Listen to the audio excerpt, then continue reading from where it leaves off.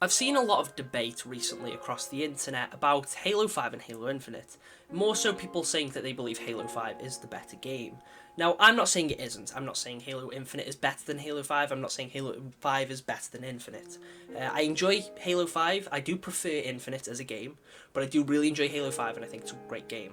However, the reason I'm making today's video is more so talking about why people believe it's better, and why I believe the argument is quite strange, as today we'll be talking about whether or not Halo 5's REQ Pack system was actually better than Halo Infinite's store system. So how's it going, Magpies? I'm Magpie Leon, and let's jump straight in.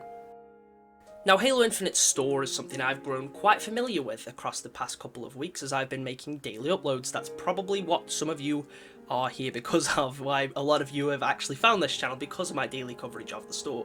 And if you've watched any of those videos, you'll know I'm not a fan of the store. I don't like a lot of the items, I don't like the prices. It does have the odd rare gem that I believe is really good. For example, the Citrus Ink Pack I think was really great value. But I'm not a fan of Halo Infinite shop. I think if you've seen any of my other videos on it, you'll already know that. But I also don't like Halo 5's REQ Pack system. And to be honest, I think Halo Infinite's store system overall is a better system than Halo 5's REQ Packs. I'm starting to believe that some people might not actually be familiar with how the REQ Packs worked, for how often people are trying to claim that they're a better system. Now, I understand that people like the REQ Packs due to the fact that they can be earned, but when Halo 5 come out, everyone hated the REQ Packs. Everyone was furious over them based on the fact that you got the rewards through a pack you didn't know what you were getting. That doesn't apply to every single pack in the game. There is some good ones, like the voice announcer pack, where you get 3 different announcers for the price of like $10 in the US, which is sort of, I think, the main thing that sparked this debate, is you have that compared to the Mr. Chief AI, which costs about $20. So that's like double the price of those 3 announcers, one of which was a big celebrity. So I understand why this debate has come up. However, that one pack doesn't speak for the whole system. Yes, you could earn REQ Packs in-game, but this wasn't an easy task. It took a while to be able to get, like, the gold packs. Yeah, sure, you probably get a bronze pack every game or 2, a silver pack maybe every 2 games, but a gold pack, unless you didn't have any boosts, would more than likely take about 4 games. Obviously, this is dependent on performance, but like an average game, you're more than likely going to take about 4 matches to be able to afford a gold pack. And the issue with packs is that you don't know what you're getting. At least with Halo Infinite store, you know what you're getting with that money. So you can look at a bundle on the shop and think, you know what, I don't like this item, I don't want to buy it. Same with the Battle Pass. I'd rather buy the Battle Pass than its value in REQ Packs. I think, for the same price as the Battle Pass, you could probably get 4 gold REQ Packs. And quite frankly, I think the Battle Pass in Halo Infinite is the better deal there. You can see what you're unlocking, so you can decide before you buy it whether or not you actually like the items there. Whereas if you buy a REQ Pack, it's a bit of a gamble. You don't know if you're going to get the armor you want when you buy a REQ Pack. You don't know if you're going to get the weapon skin or anything along those lines. And let's not forget, REQ Packs actually exist to be pay to win in Warzone. I found Warzone to be a really enjoyable mode, however it had the huge issue of being pay to win, and the only way to get these items was through REQ Packs. I think just because some people don't like Halo Infinite's shop system, myself included, it's clouded some people's vision. They seem to be under the impression that the REQ Pack system was better than it was, which is, if that was the case, it'd probably still be present in Infinite. The fact that it would take so long to get the items you want because you were never guaranteed them in a pack wasn't very fun. You could spend about $200 or £200 on REQ Packs. That's not something I'd ever actually do, and you'd unlock some items, but there's no guarantee you're going to get the one you want. At least with some of these bundles on Infinite, as I said, you know what you're getting. You can determine before you spend your money whether or not you actually want to spend your money on it, because quite frankly, you know what you're getting. You can look at a bundle on the shop and decide, that item is not worth that much. I do not want to spend that much money on it. Whereas with a REQ Pack, you could buy a gold pack and end up with 2 weapon certificates or something like that, and then you'll feel like you've wasted your money because you didn't get something good. Now, this could have the opposite effect, and you could get some really good armor and be like, I'm glad I brought that pack, but that's only a slight chance. Yes, in one side of the argument, REQ Packs are better because you can earn them for free.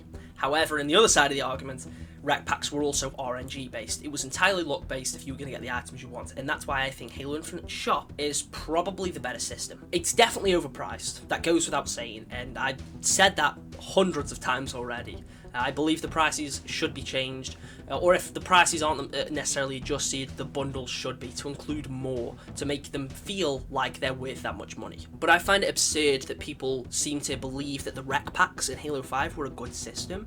Yes, there was the odd cool REQ Pack that they did now and again, like the classic helmet pack, where you got all those classic helmets for a low price of, I can't remember what it was exactly, but it didn't cost that much, and you got all those classic helmets. And the same with the voice announcer pack. But they don't speak for the system as a whole. REQ Packs were improved over time to become better as the game's lifespan went on, just like Halo Infinite shop will. If you really think that REQ Packs were the better system, then you've got to ask yourself, like, why aren't they still there? Quite frankly, it's because people hated it. People hated that it was RNG based and you didn't know what you were going to get.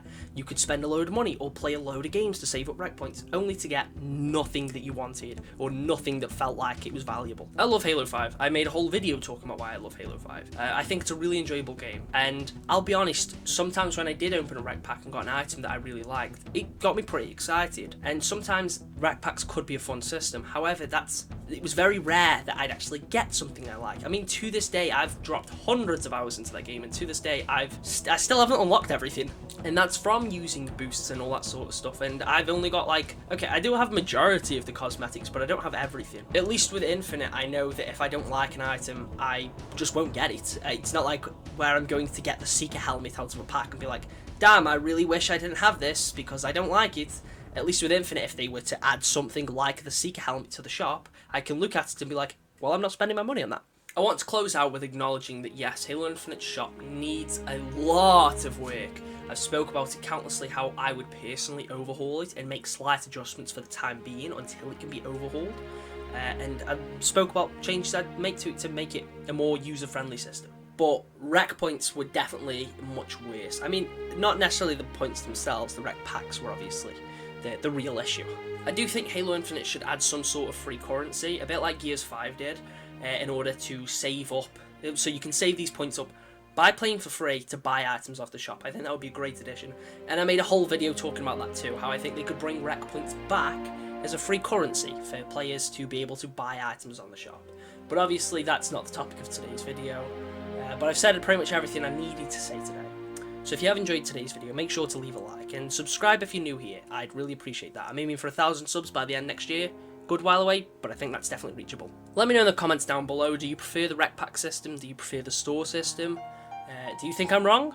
That's, I'd love to hear it. We can have a nice little chat about it down in the comments. But anyway, folks, that's all from me, and I'll catch you in the next one.